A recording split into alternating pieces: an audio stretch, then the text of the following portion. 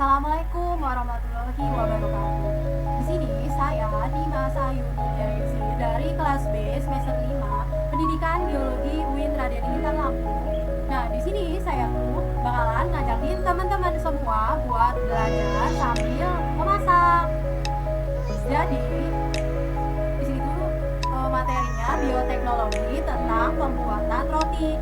Nanti saya akan menjelaskan tentang bagaimana cara pembuatan roti yang mudah dan tanpa oven, melainkan menggunakan baking pan.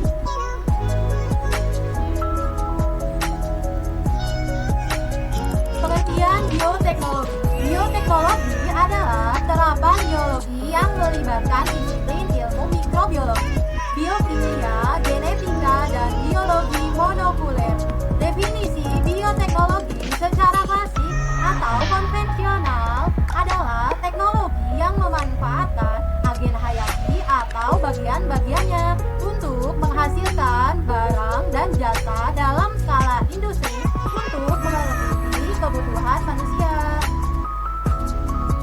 Jenis-jenis bioteknologi ada yang konvensional dan ada yang modern. Yang konvensional itu pada bioteknologi ini prosesnya memanfaatkan mikroorganisme, proses biokimia, dan proses genetik alami. Manipulasi yang dilakukan hanya pada kondisi lingkungan dan media tumbuh. Yang modern, manipulasi tidak hanya dilakukan pada kondisi lingkungan maupun media tumbuh, tetapi juga dilakukan pada susunan gen dalam kromosom makhluk hidup.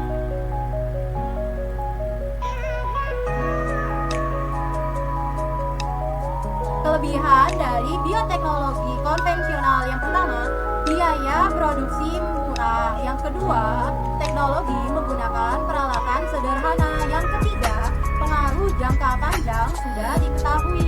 Kemudian kelemahannya, yang pertama, perbaikan genetik tidak terarah. Yang kedua, memerlukan waktu relatif lama. Yang ketiga, belum ada pengkajian prinsip-prinsip ilmiah, hasil tidak diperkirakan sebelumnya.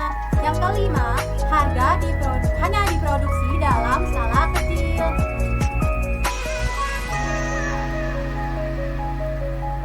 Kelebihan bioteknologi modern, yang pertama itu hasil dapat diperhitungkan. Yang kedua, dapat mengatasi kendala ketidaksesuaian genetika.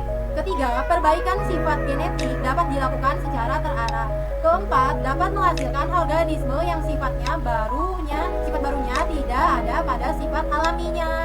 Kelemahannya, yang pertama, biaya produksi relatif mahal. Yang kedua, memerlukan teknologi canggih. Yang ketiga, pengaruh jangka panjang belum diketahui.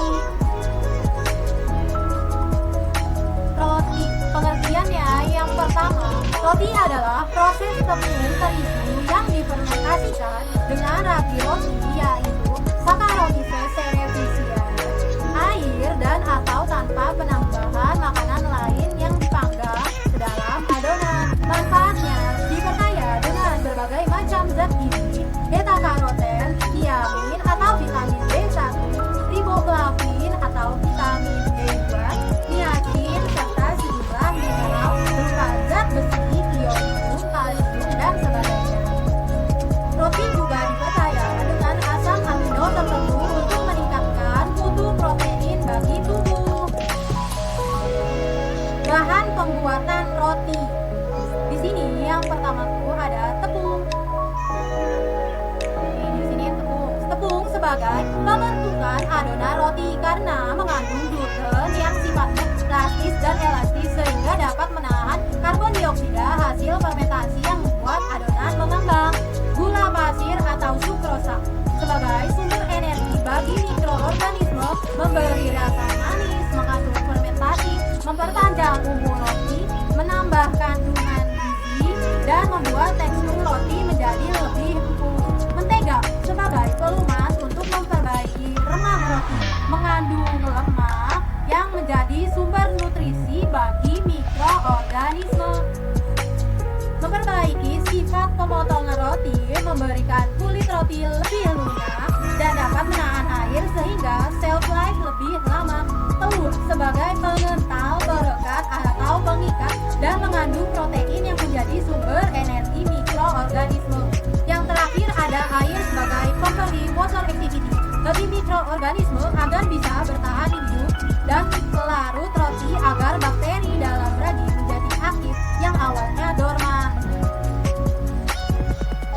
Ragi roti yes atau Saccharomyces cerevisiae, komposisi kimianya bisa dilihat di sini ya teman-teman.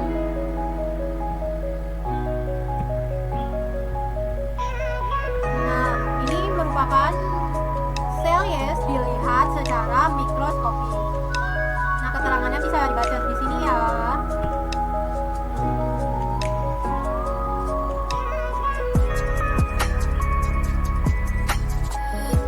Faktor yang mempengaruhi pertumbuhan kamir.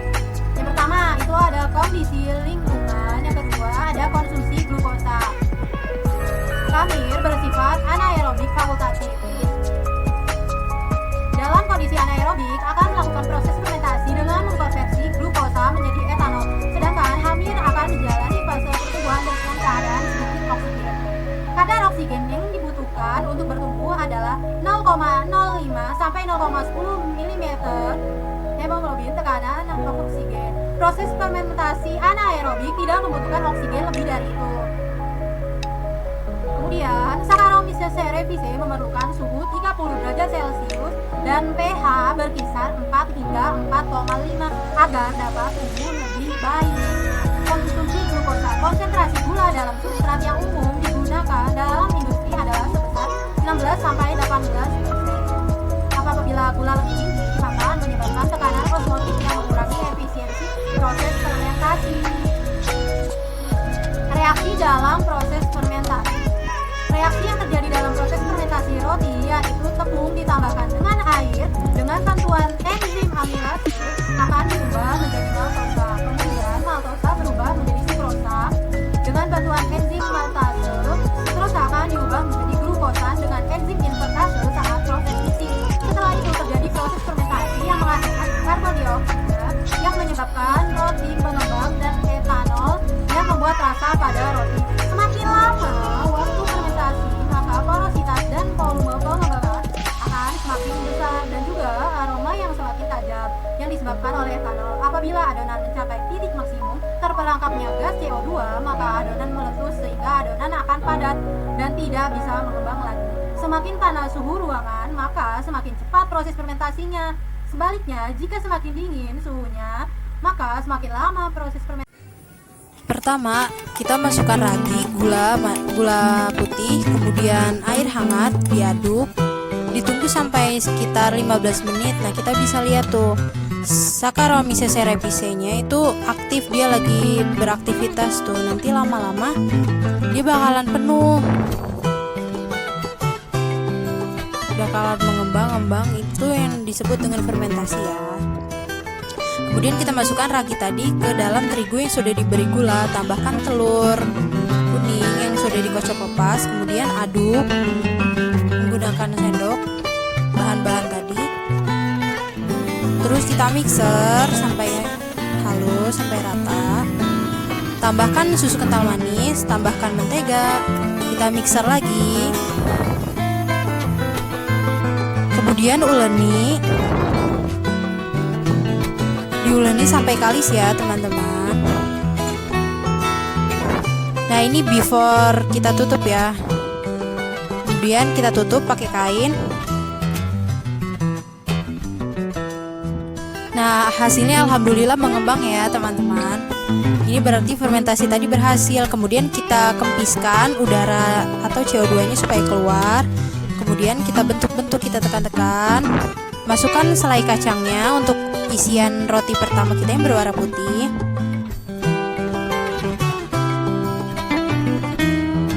Kemudian kita lipat-lipat supaya berbentuk lingkaran.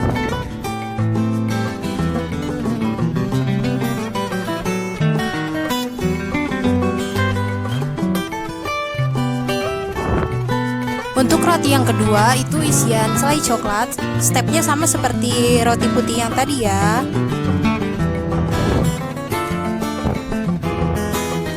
Nah, kemudian kita susun seperti ini di baking pan yang telah dibaluri oleh mentega. Nah, ini yang sudah matang, alhamdulillah mengembang ya teman-teman.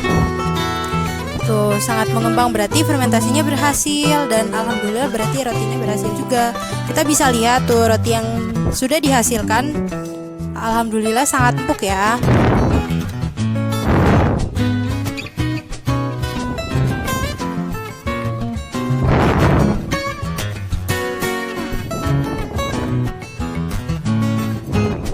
Nah, kemudian kita bisa lihat di sini isinya coklatnya meleleh ya. Wah, sangat enak tuh. Selamat mencoba di rumah teman-teman. Walaupun tanpa oven, kita juga bisa buat roti isi selai coklat yang lumer seperti ini loh.